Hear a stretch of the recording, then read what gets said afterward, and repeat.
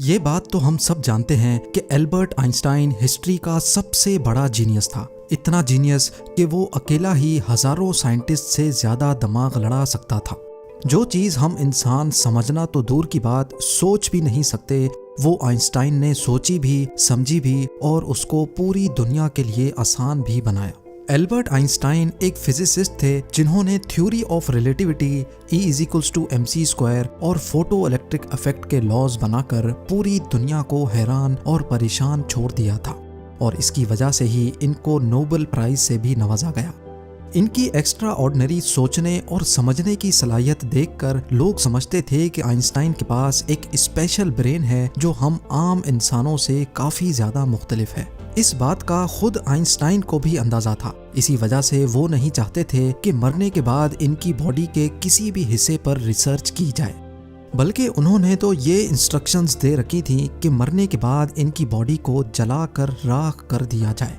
लेकिन फिर वही हुआ जिसका आइंस्टाइन को डर था। 18 अप्रैल 1955 को प्रिंसटन हॉस्पिटल में जब आइंस्टाइन का इंतकाल हुआ तो ऑटोप्सी के लिए यानी मौत की वजह जानने के लिए जो डॉक्टर आया उसने चुपके से आइंस्टाइन का ब्रेन निकाल लिया, क्योंकि उसको ये जानने की क्यूरियोसिटी थी कि दुनिया के सबसे बड़े जीनियस के ब्रेन में आखिर ऐसा है क्या। जेम टीवी की वीडियोस में एक बार फिर से खुशामदीद। नाजरीन, आइंस्टाइन का ब्रेन चुराने वाले डॉक्टर थॉमस हार्वी थे, जिनको अपने साथ होने वाले अंजाम से ज्यादा इस स्पेशल ब्रेन को स्टडी करने में दिलचस्पी थी। कुछ दिनों के बाद जब प्रिंसटन हॉस्पिटल को डॉक्टर हार्वी की इस हरकत का पता चला तो उनको अपनी जॉब से हाथ धोना पड़ा। लेकिन डॉक्टर हार्वी आइंस्टाइन के बेटे हंस अल्बर्ट से जैसे तैसे करके ये परमिशन लेने में कामयाब हो गए कि वो उसके बाप के स्पेशल ब्रेन के अंदर छुपे राजों से पर्दा उठाकर उसको दुनिया के सामने लाना चाहते हैं। इस दिन के बाद से शुरू हुआ इस ब्रेन का एक लंबा तरीन सफर।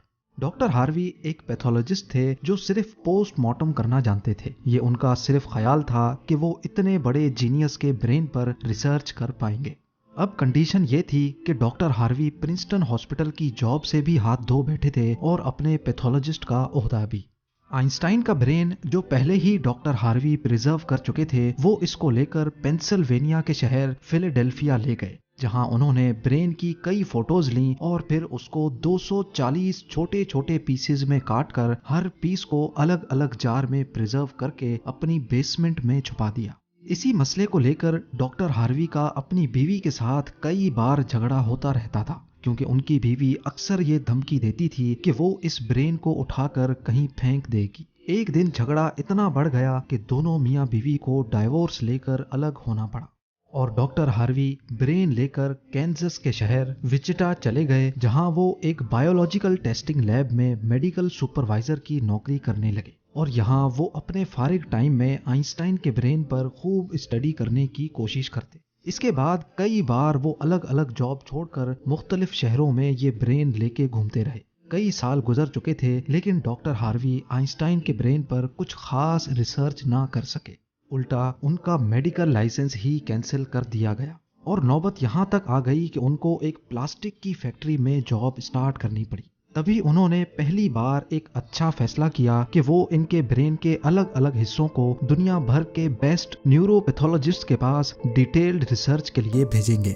लिहाजा उन्होंने ऐसा ही किया। 1955 में ब्रेन चोरी होने के 30 सालों के बाद यानी 1985 में पहली बार आइंस्टाइन के ब्रेन पर एक स्टडी पब्लिश की गई। इसके बाद अगले 28 सालों तक इस जीनियस ब्रेन पर दुनिया भर के न्यूरोपैथोलॉजिस्ट ने कई स्टडीज पब्लिश की, जिनमें बताया गया कि आइंस्टाइन का ब्रेन आम इंसान के ब्रेन से काफी डिफरेंट था।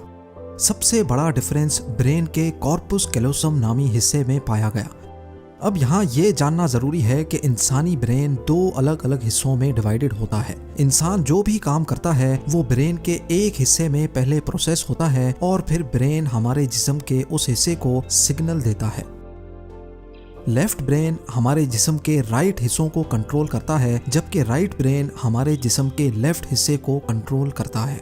इसके अलावा 90% इंसानों का लेफ्ट ब्रेन बोलने, समझने, मैथमेटिकल कैलकुलेशंस और राइटिंग यानी लिखने के दौरान काम करता है, जबकि राइट ब्रेन के पास क्रिएटिविटी, शेप्स को पहचानने, आर्ट और म्यूजिकल स्किल्स की जिम्मेदारी होती है। अब आप भी ये सोच रहे होंगे कि इस सब में कॉर्पस कैलोसम का क्या काम है। फर्ज कर लें कि आप कीबोर्ड पर टाइपिंग कर रहे हैं या फिर मोबाइल फोन पर। इस दौरान हमारे दोनों हाथ टाइपिंग करने में बिजी हैं। कुछ अल्फाबेट्स हमारा सीधा हाथ टाइप कर रहा है तो कुछ उल्टा हाथ।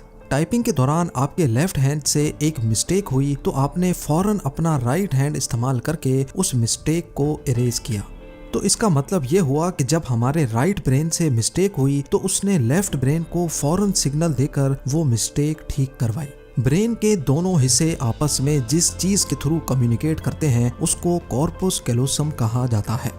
और आइंस्टाइन का कॉर्पस कैलोसम आम इंसानों के मुकाबले में कुछ ज्यादा ही बड़ा था, यानी उनका लेफ्ट और राइट ब्रेन का आपस में बहुत स्ट्रॉन्ग कनेक्शन था, जिसकी वजह से आइंस्टाइन एक ही वक्त में काफी कॉम्प्लेक्स प्रॉब्लम्स और सिचुएशंस को इमेजिन कर सकते थे।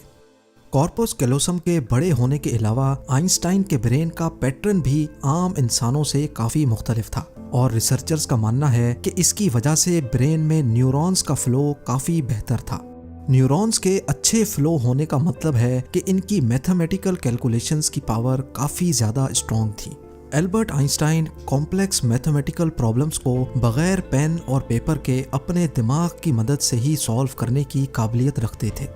न्यूरॉन्स ज्यादा होने की एक और वजह भी रिसर्च पेपर्स में बताई गई। जब आइंस्टाइन के ब्रेन का वजन किया गया तो उसका वजन 1230 ग्राम था, जबकि आम इंसानों का 1400 ग्राम होता है। रिसर्चर्स का मानना है कि इनके ब्रेन की लाइनिंग काफी पतली थी, जिसकी वजह से इनमें ज्यादा न्यूरॉन्स पाए जाते थे। लेकिन सबसे बड़ा सवाल अभी भी वही था कि क्या आइंस्टाइन ऐसे स्पेशल ब्रेन के साथ पैदा हुए थे या इनके पैदा होने के बाद इसमें चेंजेस आई।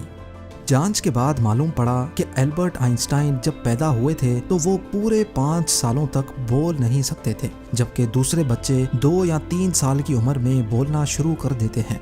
जब उन्होंने बोलना शुरू भी किया तब भी वो ज्यादा बोलना पसंद नहीं करते थे, बल्कि हमेशा अपनी सोचों में ही गुम रहते थे। उनके पास चीजों को मेमोराइज करने की पावर काफी कम थी, यहाँ तक कि उनको सिंपल मैथ्स के टेबल भी याद करने में मुश्किल होती थी। वो मैथ्स और नंबर्स को लॉजिकल तरीकों से प्रोसेस करने के मास्टर थे, ना कि उनको रट्टा लगाकर याद करने के। स्कूल लाइफ में बाकी हर सब्जेक्ट में आइंस्टाइन फेल होते थे, सिर्फ मैथ्स और साइंस वो वाहिद सब्जेक्ट्स थे जिसमें आइंस्टाइन के नंबर्स सबसे ज्यादा आते थे। जब एल्बर्ट आइंस्टाइन 12 साल के थे तब एक फैमिली टीचर अपनी ज्योमेट्री की बुक इनके पास भूल गए। हैरत अंगेज तौर पे सिर्फ एक ही दिन में आइंस्टाइन वो पूरी बुक पढ़कर अपने ज्योमेट्री के कॉन्सेप्ट्स क्लियर कर बैठे। ना सिर्फ इतना, बल्कि सिर्फ 14 साल की उम्र में ही वो इंटीग्रल और डिफरेंशियल कैलकुलस के मास्टर बन चुके थे। मैथ्स और साइंस में इनकी इतनी स्ट्रॉन्ग ग्रिप थी कि जब वो क्लासरूम में कोई सवाल पूछने के लिए हाथ खड़ा करते थे तो प्रोफेसर्स घबराने लगते थे, क्योंकि आइंस्टाइन के अक्सर सवाल टीचर्स के भी ऊपर से गुजर जाते थे। छोटी सी उम्र में ही वो इस यूनिवर्स के लॉज को एक छोटी सी इक्वेशन में बंद करना चाहते थे और यही उन्होंने अपनी जिंदगी का मकसद बना लिया था। 26 साल की उम्र में आइंस्टाइन ने 4 रिसर्च पेपर्स पब्लिश करके पूरी दुनिया को हैरान कर डाला और इसी वजह से उनको पीएचडी की डिग्री और ह्यूमैनिटी के लिए आला किरदार अदा करने की सूरत में नोबेल प्राइज से भी नवाजा गया। इसका अंदाजा आप सिर्फ इस बात से लगा लें कि आज भी आइंस्टाइन की उन थीसिस के बिना साइंस बिल्कुल अधूरी है। कई डॉक्टर्स और साइंटिस्ट ने ये नतीजा निकाला कि आइंस्टाइन का ब्रेन उनके पैदा होने के बाद स्पेशल बना था, जिसकी सबसे बड़ी वजह यह थी कि जब उनको अपने सवालों का कोई जवाब नहीं मिलता था तो वो खुद अपने दिमाग की मदद से जवाब तलाश किया करते थे। छोटी उम्र में ही ऐसा करने से इनका ब्रेन उसी हिसाब से डेवलप होता गया। आज भी आइंस्टाइन का ये एक्स्ट्रा ऑर्डिनरी ब्रेन अमेरिका में वाक़े द मटर म्यूजियम में मौजूद है, जिसको बड़ी हिफाजत से माइक्रोस्कोपिक फिल्म्स में प्रिजर्व करके रखा गया है। उम्मीद है जेम टीवी की ये वीडियो भी आप लोग भरपूर लाइक और शेयर करेंगे। आप लोगों के प्यार भरे कमेंट्स का बेहद शुक्रिया। मिलते हैं अगली शानदार वीडियो में।